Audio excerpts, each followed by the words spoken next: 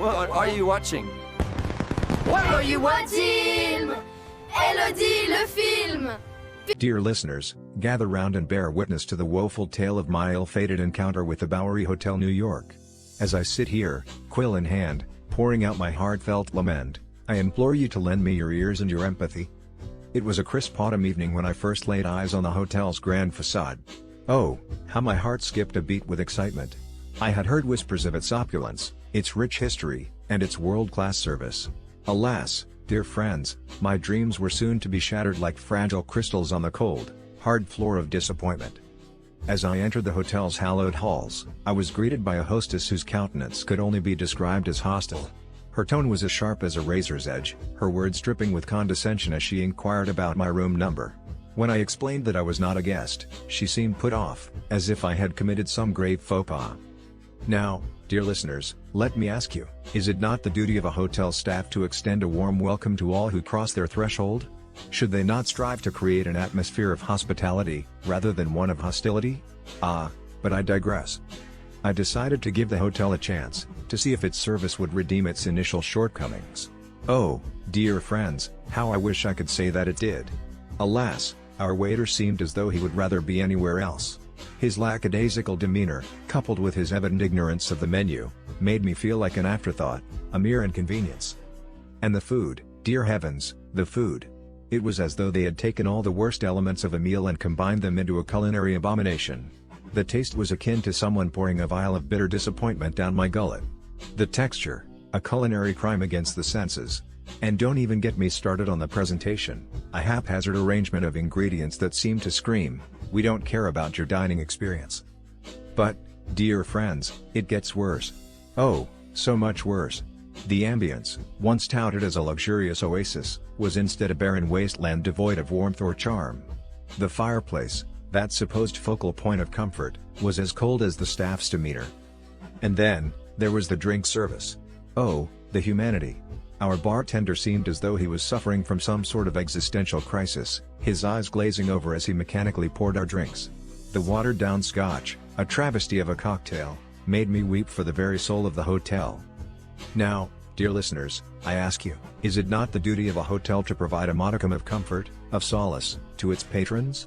Should they not strive to create an atmosphere of warmth, of welcome, rather than one of cold indifference? But I digress. As I sat amidst the ruin of my meal, surrounded by the detritus of broken dreams, I couldn't help but feel a sense of profound melancholy. It was as though the Bowery Hotel, New York, had taken a piece of my heart, a piece that I fear may never be whole again. And so, dear friends, I leave you with this tale of woe, this cautionary story of a hotel that promised the world and delivered only disappointment. Let it serve as a reminder, a beacon of warning, to all who would seek to patronize this esteemed establishment. Do tell, dear listeners, have you, too, suffered at the hands of the Bowery Hotel, New York? Share your stories, your tales of woe, and let us commiserate together. For, in the end, it is only through shared experience that we may find solace, and perhaps, just perhaps, a glimmer of hope for a brighter tomorrow. Okay, so I was, looking into stuff around the Bowery Hotel in New York, you know? Just seeing what happens there. It's not great, honestly. Businesses in that area, they can be tricky. It's not that everyone is bad, but people are always trying to get away with things, especially with tourists who are just trying to have a good 2 weeks. There's this thing that happens a lot in Chinatown, which isn't right by the Bowery Hotel, but it's close enough, right? People will pretend their car broke down. Seriously. They'll find someone, usually someone who looks kind of new to the city, and tell this whole story about needing money to fix it so they can get to their mom in the hospital. Can you believe that? Someone actually gave this guy $3 twice because he used the same sad story. I bet that guy just went and bought himself, a coffee or something. The guy who got scammed probably felt really stupid afterwards, wondering why he didn't just call a tow truck himself. And the scammer? Probably kept doing it to other people. It's just frustrating. Then, there are these scams happening around the Upper East Side, not super close to the Bowery Hotel, but people travel, you know? Targeting older people at banks. They swap your card, and before you know it, $1,500 is gone. Imagine being 93 and having that happen. How awful is that? The woman, Penny Zorn, probably had to fight with the bank for ages to get her money back. And the people who did it? Probably moved on to another city, finding other elderly people to take advantage of. It's just unkind. And it's not just people trying to take your money directly. There are fake tickets being sold, especially for popular spots like Liberty Island. I mean, who sells fake tickets? Seriously? If you buy a fake ticket near the Bowery Hotel, you're probably finding out at Liberty Island, realizing you wasted your money and your day. The person who sold it is probably already long gone, counting their cash. They're just exploiting people's excitement, you know? It's so mean. There's also this one. People slash your tires when you're at the bank and then offer to help fix it while their friend steals stuff from your car. It's a whole team effort of awfulness. If that happened to someone staying near the Bowery Hotel, they'd be stranded, stressed, and probably missing important stuff. The tire slasher and the thief? They're probably laughing all the way to the pawn shop. I don't understand people sometimes. Based on my analysis of businesses near the Bowery Hotel, New York, here's the comprehensive overview. Analysis of negative reviews for businesses near the Bowery Hotel, New York, chunk 1/3. This analysis focuses on Katzs Delicatessen, a historic and highly rated deli near the Bowery Hotel, based on 20 negative reviews. While the establishment has a strong reputation, the recurring complaints highlight significant operational and customer experience issues. Key issues at Katzs Delicatessen: 1. Chaotic and inefficient ordering process. Multiple reviewers describe confusion over the ordering system, with separate lines for meat, sides, drinks, and payment. One guest, review number 4, noted that staff failed to explain the process, leading to a 45-minute wait before figuring out how to order. Another, review number 1, criticized the excessive number of lines, calling the experience a bloody jungle. 2. Excessive wait times. Nearly every review mentions long waits, often 30 to 50 minutes, even on weekdays. Some customers, review number 2, number 17, waited outside in the cold before even entering. The waiter area only section was particularly slow, with only 6 tables and inefficient service, review number 4. 3. Rude and inconsistent staff. Several reviewers reported hostility from employees when requesting modifications, review number 3, number 13. One guest, review number 8, described staff as indifferent until it was time to demand a tip. Another, review number 14, claimed a famous TikToker was prioritized over regular customers. 4. Overpriced and inconsistent food quality. Many felt the $30 pastrami sandwich was not worth the price, citing dry, overly salty, or flavorless meat. Review number 3, number 5, number 15. Portion sizes varied drastically. Some received generous servings, review number 2, while others, review number 10, number 20, got shockingly little meat. Complaints about cold bread, missing condiments, review number 17, and unhygienic handling of cash before food prep, review number 9, further hurt perceptions. 5. Decline in service and reputation. Longtime patrons, review number 6, number 16, expressed disappointment, noting a drop in quality from past visits. The deli's fame as a tourist spot seems to contribute to complacency, with multiple reviewers calling it a tourist trap, review number 5, number 15. Common patterns: disorganization, poorly explained ordering systems and inefficient staffing lead to frustration. Inconsistency, food quality and portion sizes vary dramatically between visits. Overhyped experience, many felt the deli survives on reputation rather than current merit. Conclusion: Katzs Delicatessen struggles with operational inefficiencies, declining service standards, and inconsistent food quality, issues that clash with its iconic status. While the atmosphere remains a draw, the negative reviews suggest that management should address staffing attitudes, streamline ordering, and enforce better quality control to match its premium pricing. This analysis will be combined with insights from additional businesses in subsequent chunks.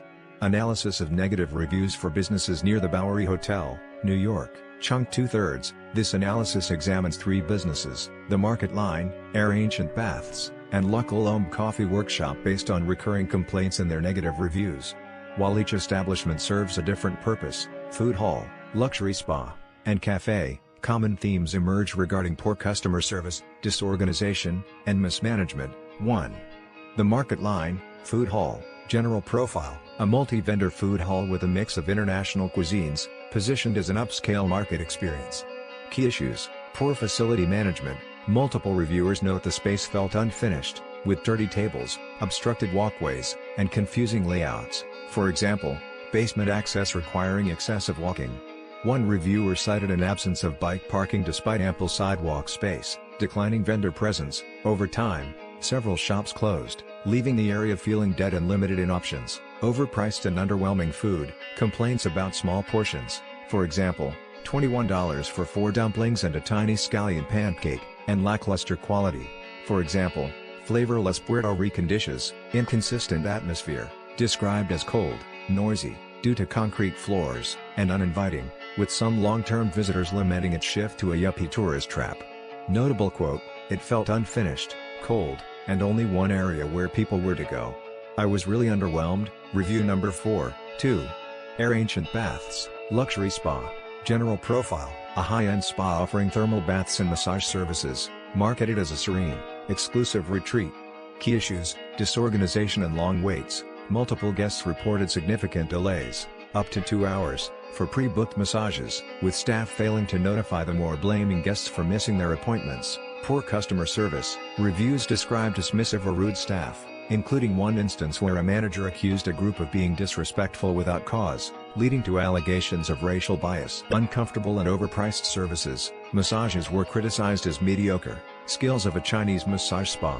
Beds were uncomfortable, and noise pollution, chatter, slamming doors, ruined relaxation. Strict policies and lack of flexibility. Prepayment requirements with no refunds for cancellations. Last-minute closure notices, for example, renovations, and refusal to accommodate basic requests, for example, changing a male masseuse for comfort.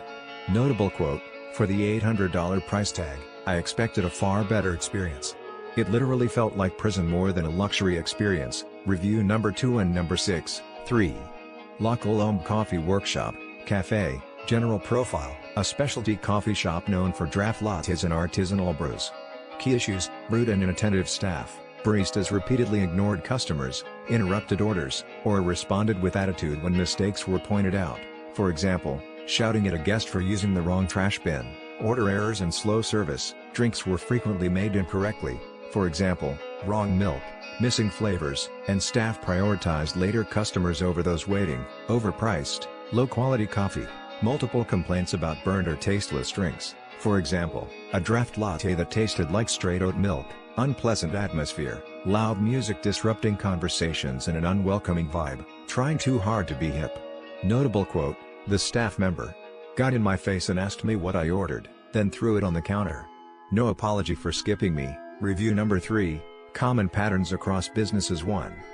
Customer service failures. All 3 businesses faced accusations of dismissive, unprofessional, or outright hostile staff. 2.